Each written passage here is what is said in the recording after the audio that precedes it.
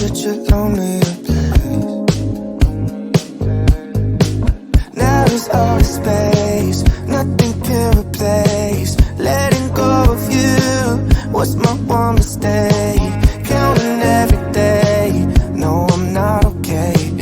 I just wanna say I need affection. Doesn't matter what you say, 'cause now that I don't have it, I only miss it every day. I need affection.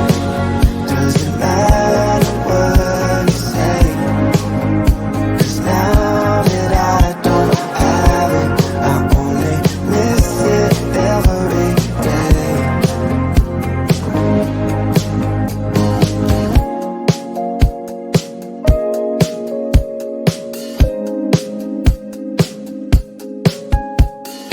Look up at the sky, ask it why are you always so far?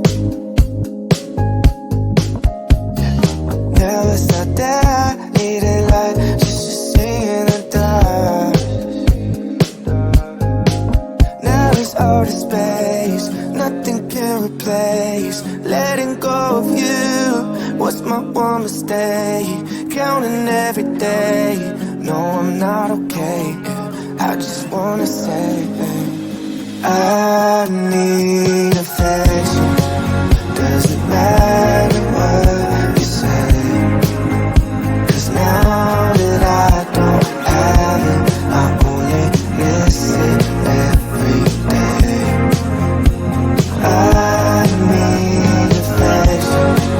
Doesn't matter what you say, 'cause now that I don't have it, I only miss it every day.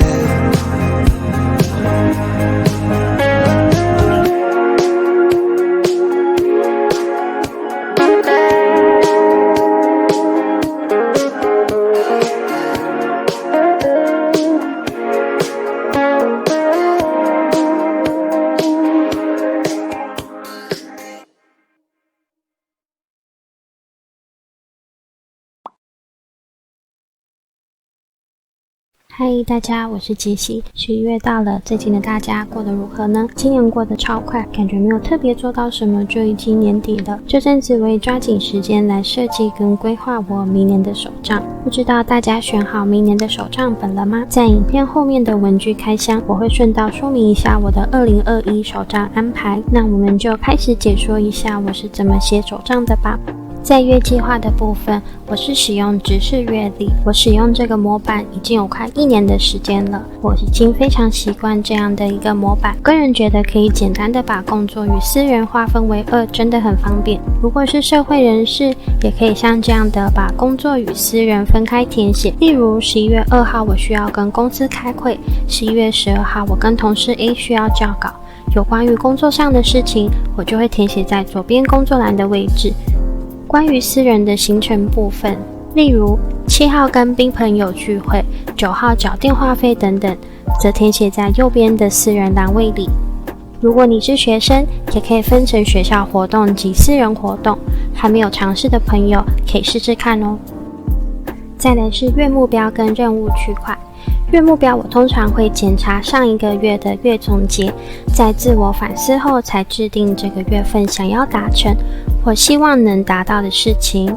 经过这样的一个过程，也可以让自己理清这个目标，或是这个事件是不是值得你花更多的时间，又或者是目标定得太高了，让自己产生压力而拖延。如果是这样，我们可以降低对目标的期许，让我们可以改善自己的步调，进而养成好的习惯，以达成理想中的目标。例如，我的目标是希望能在11点左右就寝。如何改善这个晚睡的坏习惯呢？我就会填写在右方的位置。周计划与专案甘特图这两个板模我放在同一个跨页，在这里我会用于一些进行中的专案，亦或者是规划拍片的前置进度。例如，在这个月我要进行一个专案 A， 专案 A 的工作内容有草稿发想、文案选写、封面制作、拍摄、编辑、校稿，根据所需的时间及期限，把这6个工作内容安排到适合的位置。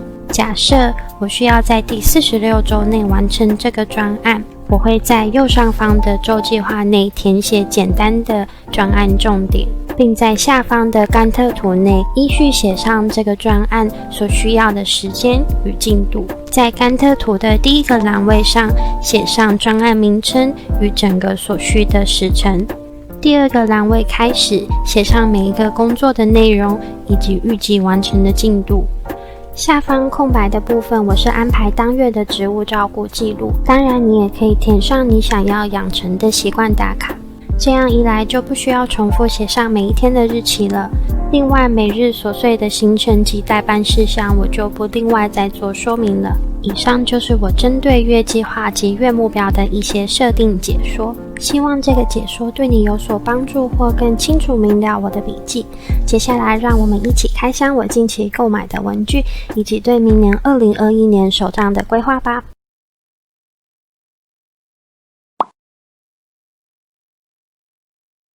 嗨，这是我近期在网络上买的文具们啦。我常觉得住在德国是文具沙漠，有时候逛文具店会觉得没有像亚洲那样处处的有惊喜。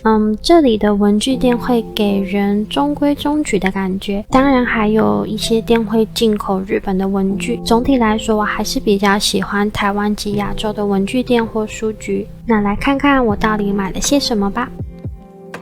简化植物素材本总共有80张，一般纸质跟透雾的硫酸纸各半，蛮清晰的一种简约风格。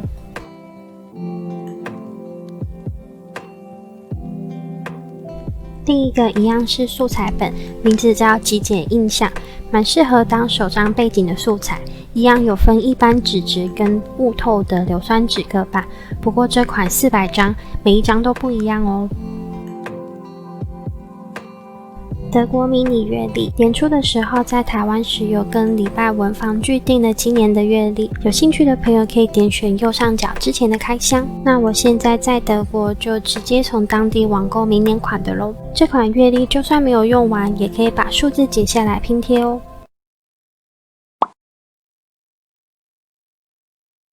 我的手账本体就是这个透明的 A5 6孔夹。在8月的时候，其实我已经在物色各家的笔记本，但是我没有找到自己想要的那种格式，因此我决定要自制一本手账。为了方便，我就直接先订了2本，想说以后就不需要等待运送的时间。因为我很喜欢黑白的配色风格，如果有长期观看我的手账影片，应该都有发现我一直在用黑白色的手账。所以呢，这次我就订了一包厚度是240磅的黑卡。我目前是打算规划来当做手账的索引页。另外我还自己订了一箱 A5 的纸，这样一箱大概有1000张。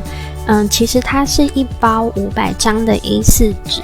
那我刚好看到有一家厂商呢是有提供裁切的服务，想到以后不需要自己一张一张的裁嘛，觉得非常方便也省很多时间，所以就直接下单购入了。我之前有曾买过同个品牌的纸，个人还蛮喜欢它的质感，纸质摸起来偏滑，而且有提供不同的磅数。我这个是选择120磅的纸，不会太软太透，也不会太厚重。明年的手账内页就要靠这款纸咯。除了纸张以外，最重要的就是打孔器啦。我从亚马逊上找到这款6孔打孔器。这款打孔器除了可以打一般受欢迎的 A5、A6 的大小以外，还有 A7 或迷你的 B8 手账可以选择。